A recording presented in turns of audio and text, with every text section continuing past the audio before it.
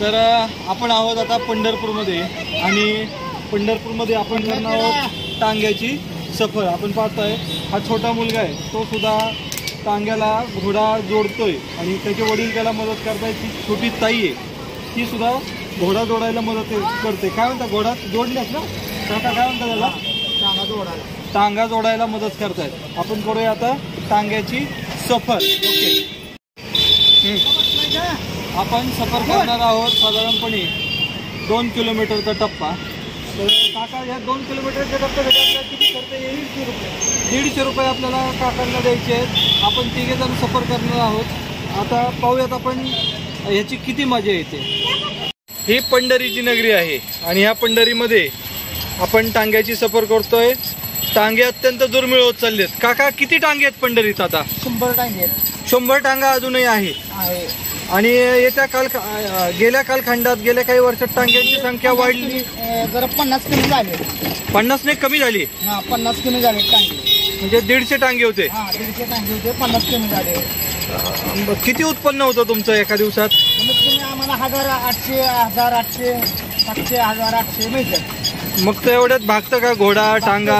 परपंच आमचा समजा, म्हणजे त्यात लग्न, लेकरांची शाळा, हा थोडी जरा आपदा होते। हा, धंदा नसल्यावर, धंदा नसल्यावर आपदा होती।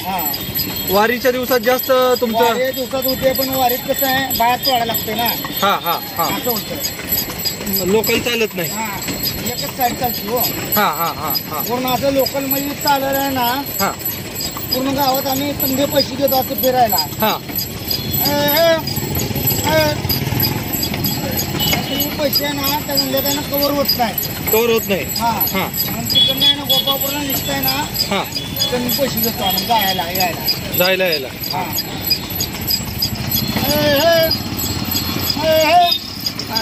असं होतं। तुम्हाला काय वाटतं, हा टांग्यांचा धंदा कसा आहे? पुढे चालू राहणार आहे? पुढे तुमची पिढी चालवल का नाही? म्हणजे काय, आता लेकरं आपल्यावर नाही, लेकरांवर नाही। हा हा, म्हणजे परत पुढच्या लेकरांना काय लेकरं चालवलं ना चाललं ह्याच्यावर नाही। लेकरांनी काय केलं तर लेकरांना आपण तर शाळा शिकवतोय। हा, तुम्हाला वाटतं का पण तुमच्या मुलांनी हा धंदा पुढे चालू ठेवावा? नाही चालू ठेवावा का? पहिल्यासारखं त्याच्यात अर्निंग नाहीये। मग रिक्षावाला जास्त कमवतो का टांगेवाला जास्त कमवतो? रिक्षावाल्याला नाही तेवढा बिझनेस, पण पंढरपूरमध्ये रिक्षांची संख्या जास्त आहे। मग तुम्ही टांगा तुम्ही चालायला लागला 8-10 वर्षात? 8-10 वर्षात। तर पहा, हे टांगेवाले काका आहेत। काका, तुमचं नाव सांगा एकदा? संदीप ज्ञानेश्वर कारंडे।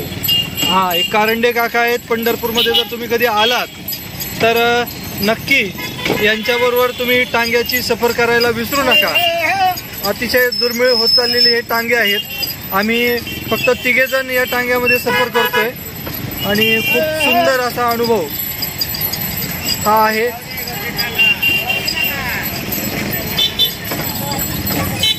दोन पैसे घेतले नाहीत असे नाही, तुम्ही माणसाला 2 पैसे घेतले नाही। म्हणजे कोणाकडून तुम्ही अडवून पैसे घेत नाही अजिबात, काही नाही, प्रामाणिकपणे तुम्ही तुमचा धंदा करताय। पोलिटिशियनला कुठली आपली कंप्लेंट नाही बरं, टांगेवाल्यांची कंप्लेंट सुद्धा आजच्यापासून वडिलापासून हा कंप्लेंट नाही। म्हणजे हा तुमचा पिढीजात धंदा आहे। अरे वा,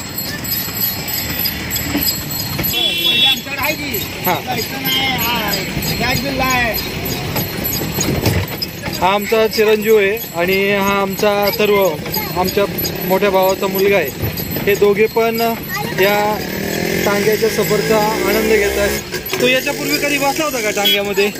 नाही, पहिल्यांदाच तू टांग्यामध्ये बसलेला आहे।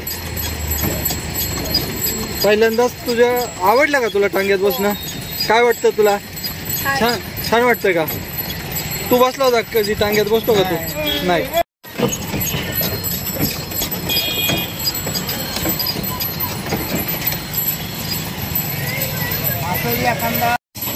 घोडा तुमचा स्वतःचाच एक काका? स्वतःचा खर्च आहे? स्वतःचा 2 घोडे आपले। हा, 2 गाड्यात 600 रुपये खर्च होतो दररोजचा हा रोजचा त्यांना खाद्य. खाद्य. हा. आणि ह्या टांग्याला काय मेंटेनन्स असतो तुमच्या? म्हणजे न सुटला हा गोड्याचा आजार डॉक्टरला 550-100 द्यायला लागते. हा हा असा खर्च त्यांचा गोड्याचा. टांग्याचा खर्च आपला खर्च सगळा खर्च पाहावा लागतो. 700-800 रुपये मिळतात टांग्यावर आपल्याला. दररोजचे 700-800 रुपये मिळतात. टांग्याला हा खर्च होता गोड्याला.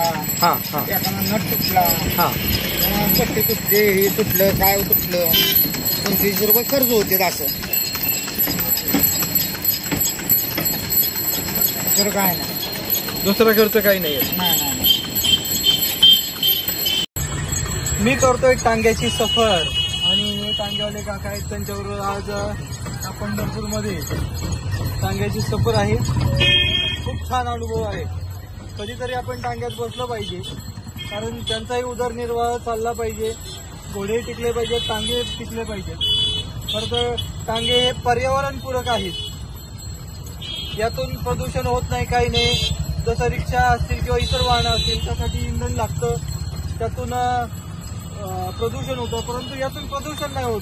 हे आहे की घोड्याला ओझं ओढावं लागतं, ती गोष्ट खरी आहे. परंतु घोड्यामध्ये तेवढी ताकद असते मला वाटतं. त्यामुळे कधीतरी आपण टांग्यात बसायला हरकत नाही. आणि असेच जर पूर्वीसारखे जर भरपूर टांगे असते तर कदाचित शहरांचं पर्यावरण सुद्धा कमी झालं असतं. म्हणून तुम्ही सुद्धा कधीतरी पर्यावरणाचा ऱ्हास टाळण्यासाठी कधीतरी मौज म्हणून टांग्यातून सफर करायला हरकत नाही.